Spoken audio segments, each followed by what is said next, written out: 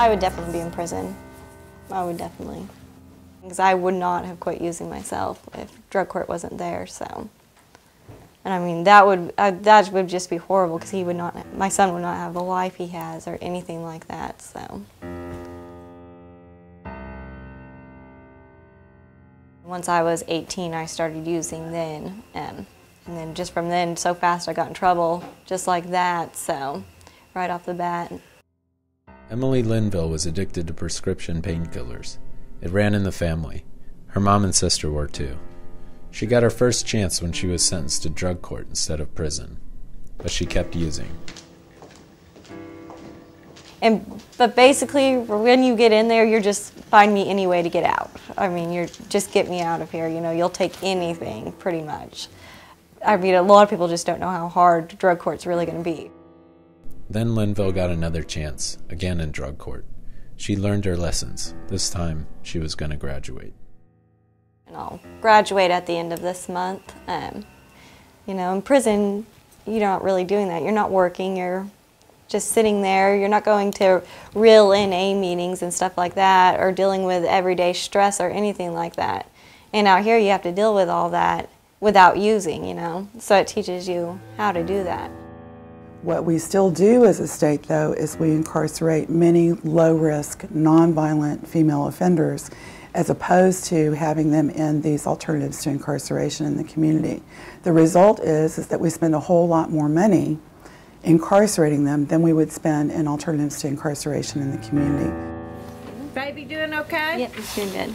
Miss Linville is graduating the end of this month. Who's your attorney? Public defender. Love to see you. I don't want to see you back in orange, but I love to see any of the ladies and gentlemen who have successfully completed this program, because it encourages all of us to know that people can be clean and sober, and they do it every single day. All right. You need anything? Nope, doing good. I'm so very proud of Thank you. Take care. All right.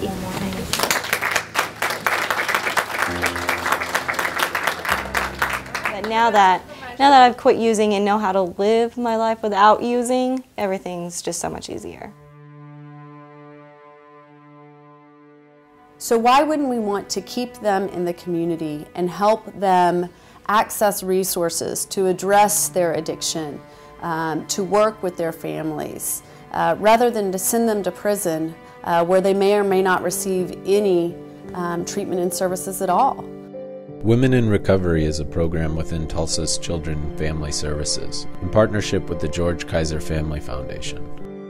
Women who fit the criteria might be selected to go here instead of prison. They provide substance abuse treatment and life skills to help women make a life change, and the results so far have been promising. Since it began 18 months ago, 14 women have graduated. Those 14 women have secured employment, have been sober for at least a year, have reunified with their families where they can, and have become successful in our community. Can I say that this program is the answer? Not yet. It's a new program, but our early results are very positive. That we'll be able to save the state thousands and thousands, tens of thousands of dollars, and also getting her to be working again and back into being a tax-paying, law-abiding citizen, reunited with their children. Those are not options when you're in a prison. For the women in recovery, which is probably truly the most expensive alternative to incarceration in terms of the cost per year, the sentences that those women are facing are somewhere between 7 and 10 years on average. And so let's say that they spend 5 years in prison. So if we take that, multiply it times 15,000, then we're talking about $75,000. If women in recovery cost $18,000 for a year versus $75,000 for incarceration, it's pretty obvious that it's a savings. When you're talking about drug court and mental health court and community sentencing and probation, all of those are far less expensive. Why hasn't it been done